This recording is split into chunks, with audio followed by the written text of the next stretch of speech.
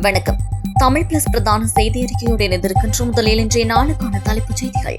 ஜனவரி மாதத்திற்கான எரிபொருள் விலை திருத்தம் குறித்து தகவல். வெரிடே ரிசர்ச் இலங்கைக்கு எச்சரிக்கை. 19 வயது கர்ப்பிணி பெண்ணின் மோசடி அம்பலம். மலையகத்தின் பல பகுதிகளுக்கு தொடர்ந்தும் சிவப்பு எச்சரிக்கை. தென்னாப்பிரிக்க மதுபான விடுதியில் துப்பாக்கிச்சூடு 9 பேர் பலி. இனி விரிவான செய்திகள்.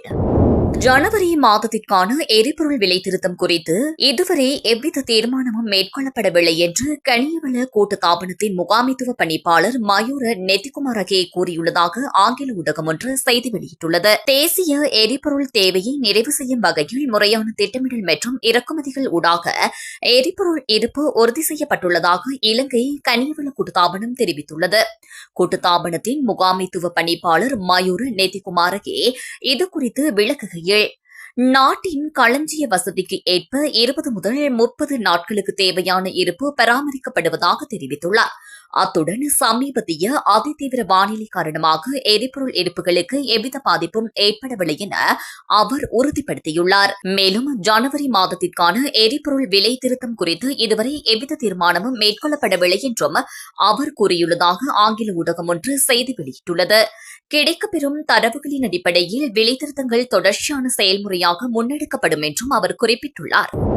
டிட்வா பேரிடரில் ஏற்பட்ட பாதிப்பை சீர் செய்வதற்காக சர்வதேச நாணய நிதியத்திடமிருந்து பெற்றுக்கொள்ள உள்ள ரேபிட் பினான்சியல் இன்ஸ்ட்ருமெண்ட் என்ற கடன் திட்டம் நாட்டில் ஏற்பட்டுள்ள பாதிப்பை மீளமைப்பதற்காக மீண்டும் சிக்கலில் மாட்டிக்கொள்வதற்கு சமாதானமாகும் என சுயாதீன ஆராய்ச்சி அமைப்பான வெரிடே ரிசர்ச் தெரிவித்துள்ளது. அதன் நிறைவேற்று அதிகாரி பேராசிரியர் நிசாந்த மெல் இது தொடர்பில் மேலும் தெரிவித்துள்ளதாவது: விசேட கொடுக்கல் வாங்கல் என்ற அடிப்படையில் பெற்றுக்கொள்வதால் இந்த கடன் திட்டம் எமக்கு லாபகரமானதாக இருக்காது.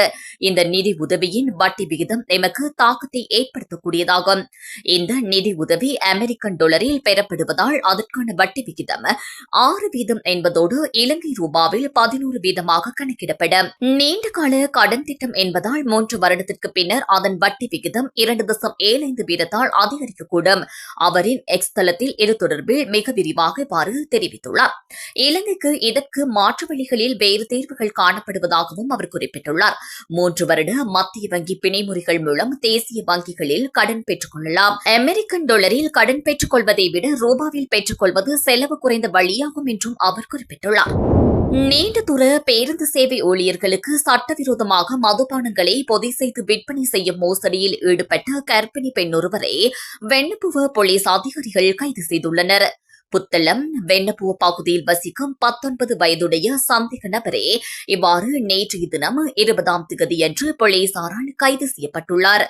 இதன்போது முன்னெடுக்கப்பட்ட சோதனையில் சந்தேக நபர் தனது கணவருடன் மதுபானங்களை ரகசியமாக பொதி செய்து விற்பனை செய்தபோது கைது செய்யப்பட்டுள்ளதாக தெரிவிக்கப்பட்டுள்ளது.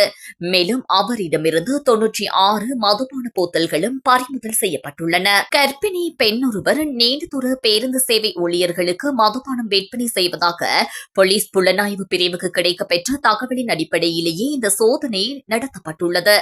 இதன்போது கைது செய்யப்பட்ட சந்தேக நபரும் அவரது வசம் இருந்து பறிமுதல் செய்யப்பட்ட மதுபான தொகையும் மாறுவில நீதவான் நீதிமன்றத்தில் முன்னிலைப்படுத்தப்பட உள்ளதாக போலீசார் தெரிவித்துள்ளனர். அம்பாறை தலைமையக போலீஸ் நிலைய ஊழல் தடுப்பு பிரிவின் பொறுப்பதிகாரிக்கு கிடைக்கப்பெற்ற ரகசிய தகவலின் அடிப்படையில் அம்பாறை பாலிகா சந்தை மற்றும் அம்பாறை கல்முனை சந்தையில் ஐஸ், ஹாஷ் மற்றும் போதைப் பொருட்களோடு 3 சந்தேக நபர்கள் கைது செய்யப்பட்டுள்ளனர். கைது செய்யப்பட்ட நபர்களிடம் 1100 மில்லிகிராம் ஐஸ், 538 மில்லிகிராம் ஹாஷ் மற்றும் 170 அதிக அளவு போதைப் பொருட்கள் கைப்பற்றப்பட்டுள்ளன. இந்த நபர்களிடம் நடத்தப்பட்ட விசாரணையில் போதைப் பொருளுடன் கண்டுபிடிக்கப்பட்ட நபர் ஒருவர் தற்போது அரசு பல்கலைக்கழகம் ஒன்றில் படித்து வருவதாகவும் கொட்டாவ பகுதியைச் சேர்ந்தவர் என்றும் உறுதி செய்யப்பட்டுள்ளது. அவர் தற்போது அம்பாறை நகரில் வாடகை அடிப்படையில் வசித்து வருவதாக விசாரணை அதிகாரிகள் உறுதிப்படுத்தியுள்ளனர்.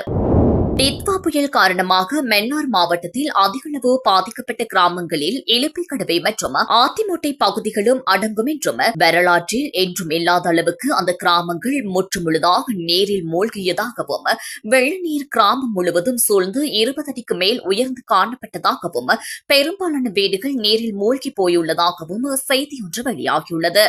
இந்த பகுதிகளில் வெள்ளத்தால் பாதிக்கப்பட்ட மக்கள் அரசாங்கத்தின் முதல் கட்டமான 25,000 ரூபாய் கொடுப்பனவு உட்பட அரசாங்கத்தால் கொடுக்கப்படும் நிவாரணங்களுக்கு பதிவுகளை மேற்கொள்ள செல்கின்ற போது இலுப்பைக்கடவை கிராம சேவகர் திட்டமிட்டு தம்மை அலைக்கழிக்கும் வேலைகளில் ஈடுபடுவதோடு பல்வேறு இடங்களில் கடிதங்களை பெற்று வாருங்கள் என இந்த இடர்கால பகுதியிலும் அலையவிடுவதாக பகுதி மக்கள் குற்றம் சாட்டியுள்ளனர். அதே நேரம் கிராம சேவகர் பாதிக்கப்பட்ட இடங்களுக்கு பெரும்பாலும் செல்லாது வீட்டிலும் அலுவலகத்திலும் இருந்து கொண்டு மக்களை அலுவலகத்துக்கு அழைப்பதும் தான் பாதிப்புகளை விரும்பும் நேரத்தில் தான் பார்ப்பேன் என தெரிவிப்பதும் மக்கள் கிராம சேவகருக்கு அழைப்பு எடுக்கும் போது நீங்கள் அழைக்கும் நேரத்தில் எல்லாம் என்னால் வர முடியாது என தெரிவிப்பதாகவும் வாட்ஸ்அப் மூலம் தகவல்களை வழங்கிவிட்டு மக்களின் நிலை நிவாரணம் தொடர்பில் அக்கறையின்றி செயற்படுவதாகவும் அப்பகுதி மக்கள் தொடர்ந்தும் குற்றம் சாட்டி வருகின்றனர்.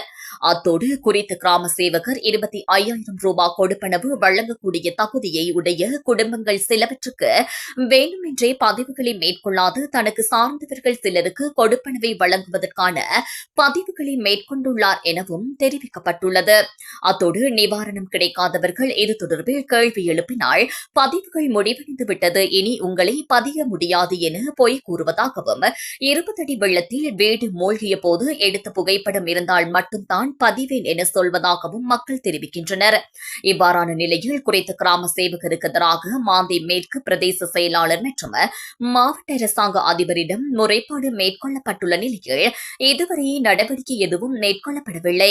இவ்வாறான அனர்த்த சூழ்நிலைகளில் மக்களின் வரி பணத்தில் சம்பளம் பெற்று மக்களுக்கு ஒழுங்காக பணியாற்ற முடியாத இவ்வாறான கிராம சேவகர் தொடர்பில் உரிய நடவடிக்கை விரைவில் மேற்கொள்ளாத விடத்து குறித்து கிராம சேவகருக்கு எதிராக மனித உரிமை ஆணைக்குழுவில் முறைப்பாடு மேற்கொள்ள உள்ளதாகவும் பாதிக்கப்பட்ட மக்கள் தெரிவித்ததாக எமது பிராந்திய செய்தியாளர் தெரிவித்துள்ளார். கடந்த சில நாட்களாக பெய்த மழை மற்றும் வடகிழக்கு பருவ பயிற்சியுடன் எதிர்காலத்தில் மழை பெய்யக்கூடும் என்பதால் தேசிய கட்டிட ஆராய்ச்சி நிறுவனத்தால் வெளியிடப்பட்ட மண்சரிவு எச்சரிக்கை மேலும் நீட்டிக்கப்பட்டுள்ளது. அதன் அடிப்படையில் 3ஆம் கட்டத்தின் கீழ் 2 மாவட்டங்களில் உள்ள 8 பிரதேச செயலக பிரிவுகளுக்கு சிவப்பு வெளியேற்ற அறிவிப்புகள் வெளியிடப்பட்டுள்ளதாக தேசிய கட்டிட ஆராய்ச்சி நிறுவனத்தின் விஞ்ஞானி சுமிந்த ரத்நாயக்க தெரிவித்துள்ளார். அதன் அடிப்படையில் கண்டி மாவட்டத்தின் தொழுவ, உடுதும்பரை, மெததும்பரை மற்றும் மினிப்பே ஆகிய பிரிவுகளுக்கும் நுவரெலியா மாவட்டத்தின் வளப்பனை, ஹாங்குரங்கத்த, நீல்தண்டாகின மற்றும் மதுரட்ட ஆகிய பிரதேச செயலக பிரிவுகளுக்கும் குறித்து சிவப்பு எச்சரிக்கை விடுக்கப்பட்டுள்ளது. அத்தோடு 2ஆம் கட்டத்தின் கீழ் 5 மாவட்டங்களைச் சேர்ந்த 35 பிரதேச செயலாளர் பிரிவுகளுக்கு அவதானமாக இருக்குமாறு அறிவித்தல் விடுக்கப்பட்டுள்ளது. கடந்த சில நாட்களில் பெய்த மழை காரணமாக ஆய்வுக்காக தேசிய கட்டிட ஆராய்ச்சி நிறுவனத்தால் பெறப்பட்ட கோரிக்கைகளின் எண்ணிக்கை 5450 என்று சுமிந்த ரத்நாயக்க மேலும் தெரிவித்துள்ளார். அந்த கோரிக்கைகளில் சேர்க்கப்பட்டுள்ள இடங்களின் எண்ணிக்கை 10,884 என்றும் 1,433 இடங்களின் ஆய்வுகள் முடிக்கப்பட்டுள்ளதாகவும் அவர் தெரிவித்துள்ளார். மத்திய மாகாணத்திற்குள் பரிசோதனைக்காக கோரப்பட்டிருந்த பாடசாலைகளின் எண்ணிக்கை 128 இருந்ததோடு அவற்றில் 120 பாடசாலைகளின் பரிசோதனைகள் நிறைவு செய்யப்பட்டுள்ளதாகவும் அவர் மேலும் குறிப்பிட்டுள்ளார். இங்கிலாந்து அணிக்கு எதிரான ஆஷஸ் டெஸ்ட் தொடரின் 3வது போட்டியில் 82 ஓட்டங்கள் வித்தியாசத்தில் ஆஸ்திரேலியா அணி வெற்றி பெற்ற கிண்ணத்தை தனதாக்கியுள்ளது. ஆஸ்திரேலியா இங்கிலாந்து அணிகள் இடையிலான 5 போட்டிகள் கொண்ட ஆஷஸ் தொடரில் 3வது டெஸ்ட் கிரிக்கெட் போட்டி அடிலைடில் இடம்பெற்றது. இதில் முதல் இன்னிங்ஸில் முறையே ஆஸ்திரேலியா 371 ஓட்டங்களும் இங்கிலாந்து 286 ஓட்டங்களும் பெற்றுக் கொண்டன. 85 ஓட்டங்கள் முன்னிலையுடன் 2வது இன்னிங்ஸை ஆரம்பித்த ஆஸ்திரேலிய அணி 3வது நாள் முடிவில் 4 விக்கெட்டுகள் இழப்பிற்கு 271 ஓட்டங்களை பெற்றுக் கொண்டது. டிராவிஸ் ஹெட் 142 ஓட்டங்களுடனும் அலெக்ஸ் கேரி 52 ஓட்டங்களுடனும் ஆட்டமிழக்காமல் இருந்தனர். நேற்று 12ஆம் மாதம் 20ஆம் தேதி 4வது 4வது நாள் ஆட்டம் ஆரம்பமானது. தொடர்ந்து ஆடிய டிராவிஸ் ஹெட் 170 ஓட்டங்களில் ஆட்டமிழந்தார். அலெக்ஸ் ஹேரி 72 ஓட்டங்களில் 128 பந்துகள் 6 பவுண்டரி உள்ளடங்களாக பென் ஸ்டோக்ஸ் ஆட்டமிழந்தார். அடுத்து வந்த ஜோஸ் இங்கிலீஸ் 10 ஓட்டங்களிலும் அணித்தலைவர் பெட் கமின்ஸ் 6 ஓட்டங்களிலும் நேதன் லயன் ஓட்டங்கள் எதுவும் எடுக்காமலும் ஸ்காட் போலண்ட் 1 ஓட்டங்களிலும் வரிசையாக ஆட்டமிழந்தனர். மதிய உணவு இடைவெளிக்கு முன்பு ஆஸ்திரேலியா 84.4 ஓவர்களில் 349 ஓட்டங்களில் 5 விக்கெட்டுகளையும் இழந்தது. கடைசி 6 விக்கெட்டுகள் 38 ஓட்டங்களிற்குள் சரிந்தன. இங்கிலாந்து சார்பில் ஜோஸ் டாங்கோ 4 விக்கெட்டும் பிரைடன் காஸ் 3 விக்கெட்டுகளையும் கைப்பற்றினர். முடிவில் ஆஸ்திரேலியா இங்கிலாந்து அணிக்கு 435 ஓட்டங்களை வெற்றி இலக்காக நிர்ணயித்தது. வெற்றி இலக்கை நோக்கி 2வது இன்னிங்ஸில் இங்கிலாந்து அணியின் தொடக்க ஆட்டக்காரர்களாக ஜாக் கிராவ்லி, பென் டாக்டெக்ட் ஆகியோர் அடியெடுத்து வைத்தனர். பென் டாக்டெக்ட் 4 ஓட்டங்களிலும் எலிபோ 17 ஓட்டங்களிலும் ஆட்டமிழந்தனர். இதைத் தொடர்ந்து ஜோ ரூட், ஜாக் கிராவ்லிடியன் இணைந்தனர். இருவரும் சிறப்பாக செயற்பட்டு அணியை சரிவிலிருந்து மீட்க முயற்சித்தனர். ஆஸ்திரேலியா 109 ஓட்டங்களை எட்டிய போது ஜோ ரூட் 39 ஓட்டங்களில் ஆட்டமிழந்தார். டெஸ்டில் ஜோ ரூட் விக்கெட்டை கமின்ஸ் வீழ்த்துவது இது 13வது முறையாகும். அடுத்து வந்து ஹாரி புரூக்கும் கிராவ்லிக் பக்கபலமாக இருந்தார். ஜாக் கிராவ்லி 102 பந்துகளில் அரை சதத்தை எட்டினார். சிறப்பாக ஆடிய ஹாரி புரூக் 30 ஓட்டங்களில் ஆட்டமிழந்தார். பென் ஸ்டோக்ஸ் 5 ஓட்டங்களில் ஆட்டமிழந்தார். நிலைத்து நின்று ஆடிய ஜாக் கிராவ்லி 85 ஓட்டங்களில் நேதன் லயன் பந்து வீச்சில் விக்கெட் கீப்பர் அலெக்ஸ் கேரியிடம் சிக்கி பெவிலியன் திரும்பினார். ஆட்ட நேரம் முடிவில் இங்கிலாந்து அணி 63 ஓவர்களில் 6 விக்கெட்டுக்கு 207 ஓட்டங்கள் எடுத்து தோல்வியை தவிர்க்க போராடியது. விக்கெட் கீப்பர் ஜாமி சுமித் 2 ஓட்டங்களுடனும் வில்ஜாக்ஸ் 11 ஓட்டங்களுடனும் களத்தில் இருந்தனர். ஆஸ்திரேலியா தரப்பில் வேகப்பந்து வீச்சாளர் கமின்ஸ், சுழற்பந்து வீச்சாளர் நேதன் லயன் தலா 3 விக்கெட்டுகளை வீழ்த்தினர். இறுதியில் 102.5 ஓவரில் இங்கிலாந்து அணி 352 ஓட்டங்கள் மட்டுமே எடுத்து அனைத்து விக்கெட்டுகளையும் இழந்து போராடி தோல்வியடைந்தது. இதன் மூலம் ஆஸ்திரேலியா அணி 82 ஓட்டங்கள் வித்தியாசத்தில் அசத்தில் வெற்றி பெற்று ஆசஸ் கிண்ணத்தை தனதாக்கியது.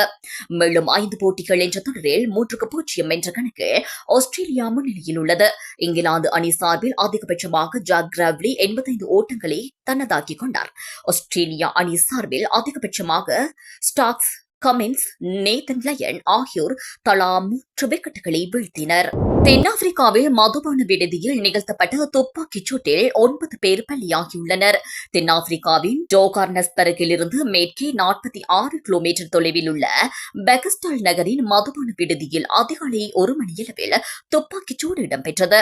மினி பேருந்து மற்றும் காரில் வந்த அடையாளம் தெரியாத 12 சந்தேக நபர்கள் துப்பாக்கிச் சூடை நடத்தியதாக தெரிவிக்கப்பட்டுள்ளது. இந்த சம்பவத்தில் 9 பேர் பலியாகியுள்ளனர். மேலும் 10 பேர் காயமடைந்துள்ளனர். நிகழ்விடத்திற்கு விரைந்த போலீசார் காயமடைந்தவர்களை மீட்டு மருத்துவமனைக்கு அனுப்பி வைத்துள்ளனர்.